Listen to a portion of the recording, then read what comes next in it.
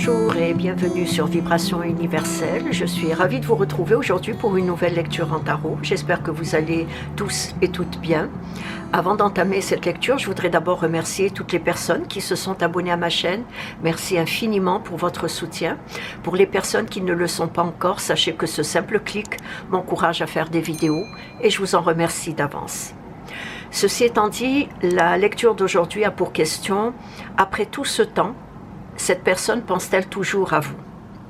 C'est une lecture à 4 choix. Pour le premier choix, ce serait le cristal bleu. Pour le deuxième choix, le cristal blanc. Pour le troisième choix, le cristal fuchsia. Et pour le quatrième choix, le cristal jaune. Je vous ai mis les segments en choix et en minutes dans la description en dessous de la vidéo. Et nous allons commencer.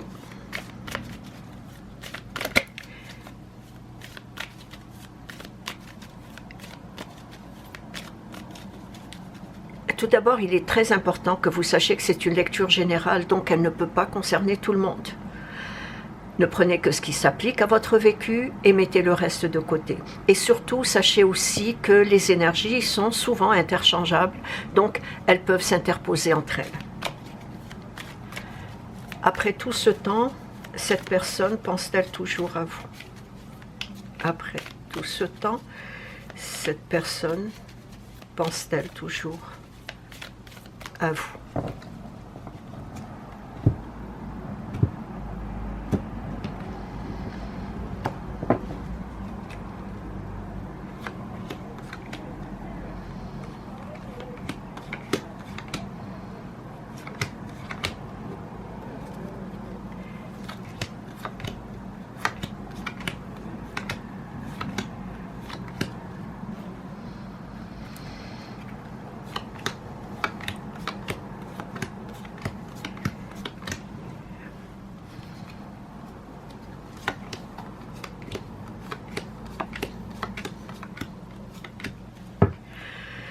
Si jamais j'ai besoin d'autres cartes, je les sortirai au fur et à mesure. Si vous avez besoin de plus de temps pour choisir, mettez la vidéo sur pause. Quant à moi, je vais commencer par le premier choix pour ceux et celles qui ont choisi le cristal bleu. Après tout ce temps, cette personne pense-t-elle toujours à vous?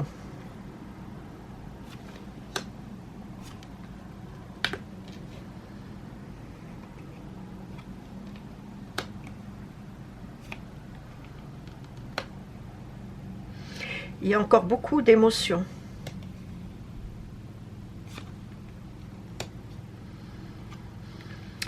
Il y a beaucoup d'émotions chez cette personne. Cela ne fait aucun doute que cette personne voudrait vous contacter afin de renouer la relation avec vous. Seulement, pour le moment, ses idées sont confuses, désordonnées. Et même son mode d'approche est encore hésitant, indécis. Il lui manque cette inspiration. Comment vous approcher? Comment venir vers vous? Comment vous parler? Et ce mode d'approche qui est, comme j'ai dit, indécis, hésitant, ce n'est pas par rapport à elle personnellement, même si oui, il y a ce manque d'inspiration, ce manque de réaction, mais ce n'est pas ça qui le bloque. Ce n'est pas ça qui la bloque. Pardon, je parle de la personne, ce n'est pas ça qui la bloque. C'est plutôt par rapport à vous. Comment vous allez... comment vous allez accueillir son retour. C'est ça qu'elle appréhende. C'est beaucoup plus par rapport à vous que par rapport à elle. même si pour le moment elle demeure hésitante, que ses idées sont désordonnées, sont confuses, elle ne sait pas...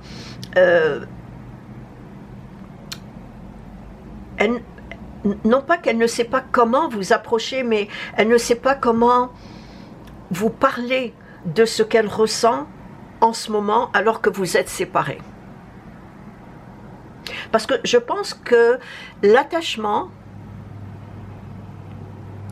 l'attirance et l'affection qu'elle ressent pour vous semble pour l'instant la perturber.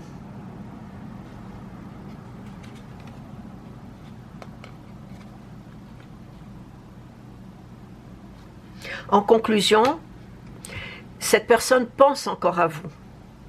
Seulement, elle appréhende votre réaction. C'est votre réaction qui la bloque. C'est ainsi que prend fin la lecture du premier choix. Merci de m'avoir écouté et à la prochaine. Je passe à présent à la lecture du deuxième choix pour ceux et celles qui ont choisi le cristal blanc.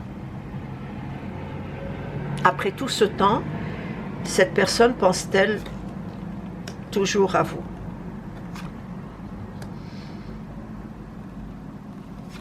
Il y a une question de matériel ici.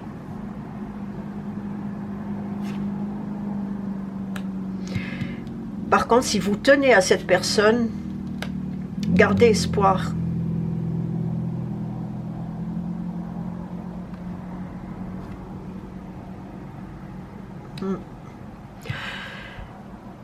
Alors, est-ce que cette personne pense toujours à vous? En effet, vous êtes très souvent dans ses pensées. Surtout que vos souvenirs sont encore vivaces dans son esprit.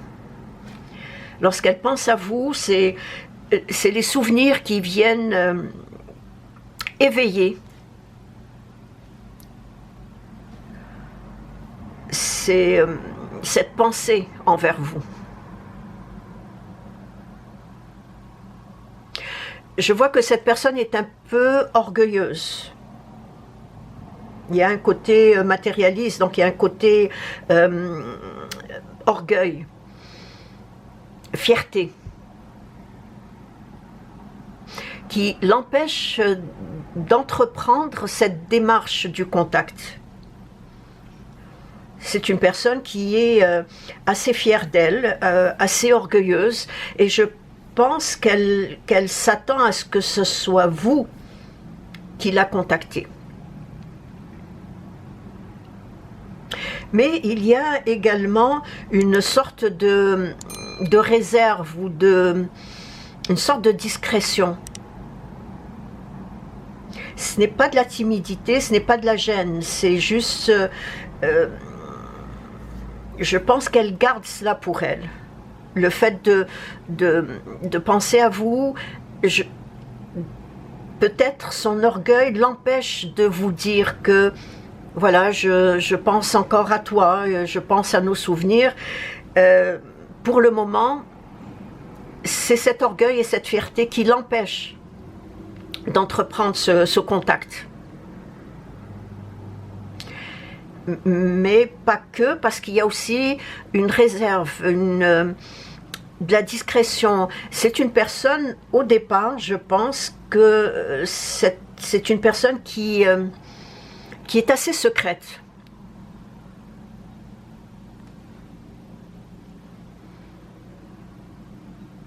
Donc tout cela la pousse à s'abstenir de parler ou plutôt de faire étalage de ses sentiments aujourd'hui que vous êtes séparés.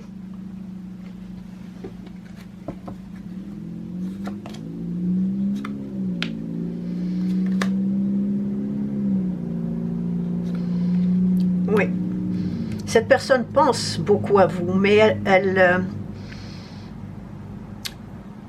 elle voudrait éviter d'en parler, ou plutôt elle cherche à ce que ce soit vous qui la contactiez.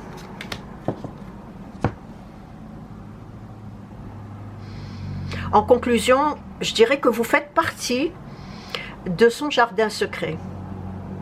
Ce royaume qui contient vos souvenirs et vos joies partagées. Mais il n'y a aucun doute que cette personne pense à vous, mais son orgueil et sa fierté l'empêchent aujourd'hui d'entrer en contact avec vous. Et c'est ainsi que prend fin la lecture du deuxième choix. Merci de m'avoir écouté et à la prochaine. Je passe à présent au troisième choix pour ceux et celles qui ont choisi le cristal fuchsia. Après tout ce temps, cette personne pense-t-elle toujours à vous?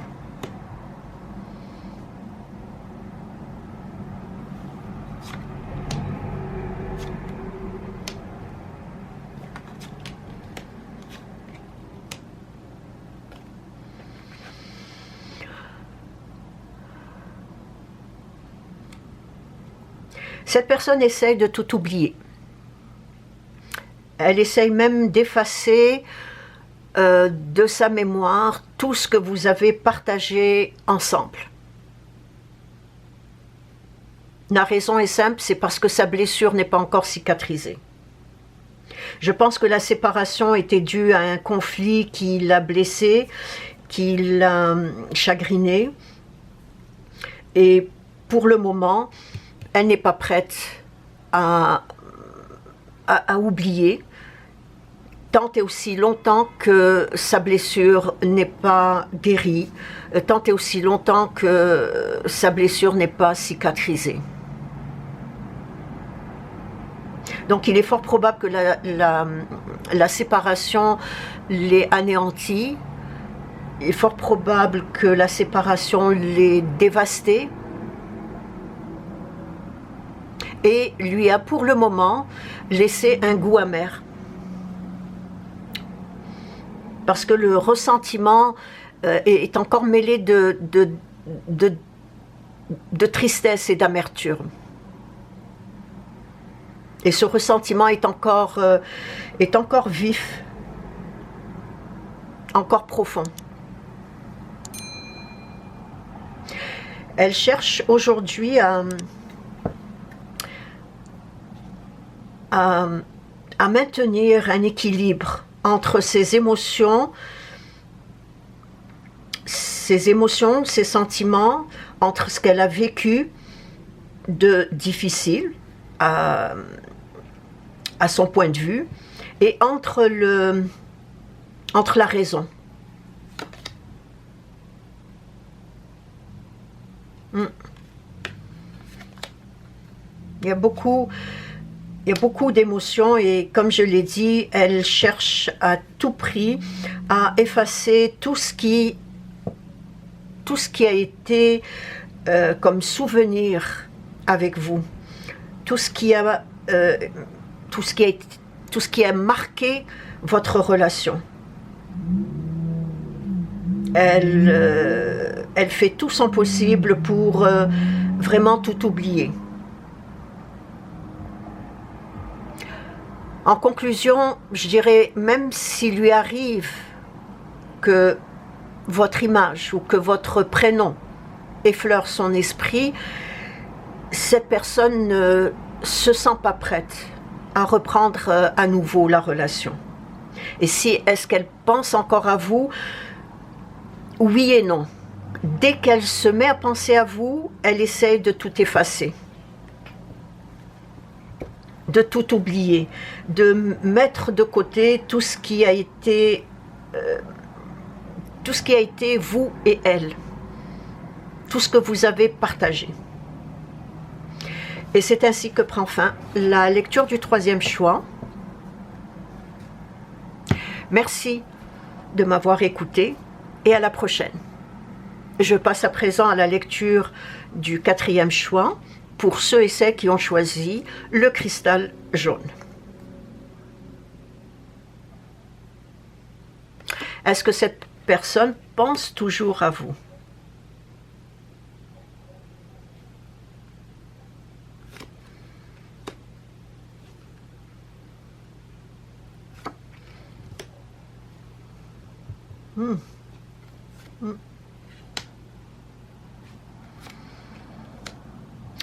Il y a beaucoup d'émotions. Oui, il y a beaucoup d'émotions chez cette personne. Bon, je dirais que non seulement elle pense encore à vous, mais que vous hantez son esprit. Et vous hantez son esprit jour et nuit. Vous êtes en quelque sorte, comment je dirais, elle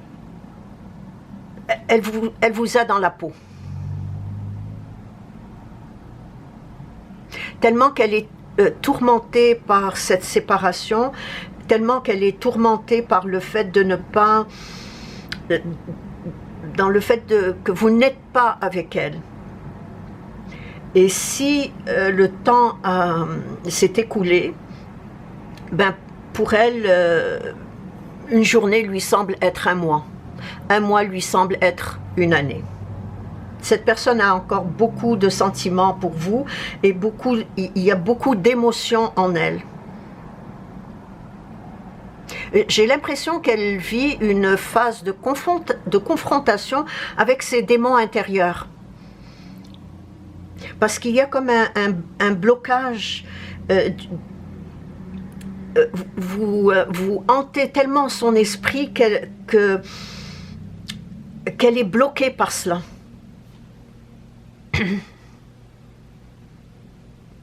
Et en même temps, étant donné qu'elle traverse une phase de confusion avec ses démons intérieurs, en même temps, elle regrette d'avoir laissé passer le temps, sans avoir pu expliquer en détail les raisons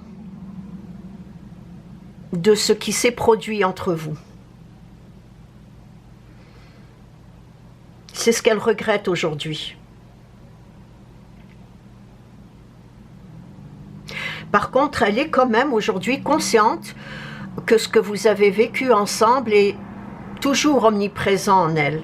Et le fait, comme je l'ai dit, le fait qu'elle est hantée par vous, envoûtée par vous, le fait qu'elle vous a presque dans la peau, elle n'arrive pas à vous oublier. Elle n'arrive pas à passer à autre chose. En conclusion,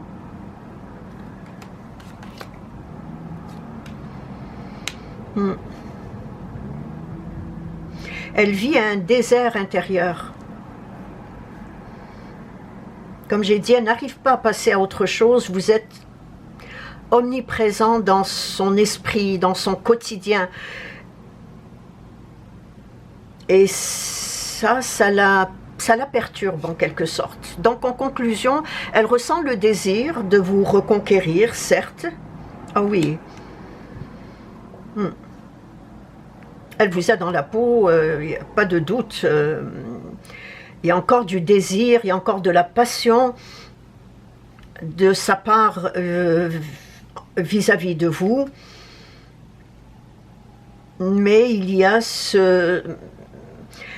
quand je dis un désert intérieur ou une confrontation avec ses démons intérieurs, c'est que cette personne n'arrive pas, par exemple, rencontrer quelqu'un d'autre pour vous oublier, ce n'est pas son cas. Elle n'y arrive pas. Une autre personne ne lui fera que rappeler encore plus les souvenirs que vous avez partagés. Donc, en conclusion, elle ressent toujours le désir de vous reconquérir, certes, une envie profonde d'extérioriser ses sentiments, qui sont toujours enfuis en elle. Mais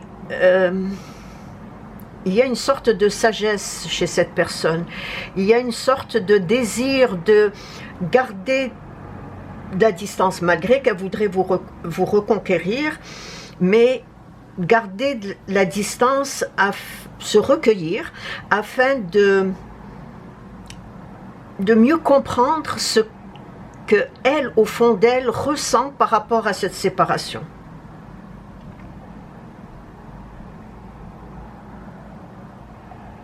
Donc, pour le moment, franchir cette étape de réconciliation ou de cette étape de revenir vers vous, de vous reconquérir, lui est encore difficile à faire. Et c'est ainsi que prend fin la lecture du 4e chouan, ainsi que la lecture d'aujourd'hui. Sachez que vos commentaires sont toujours les bienvenus. J'y répondrai avec grand plaisir. Sur ce, je vous dis à la prochaine et au revoir.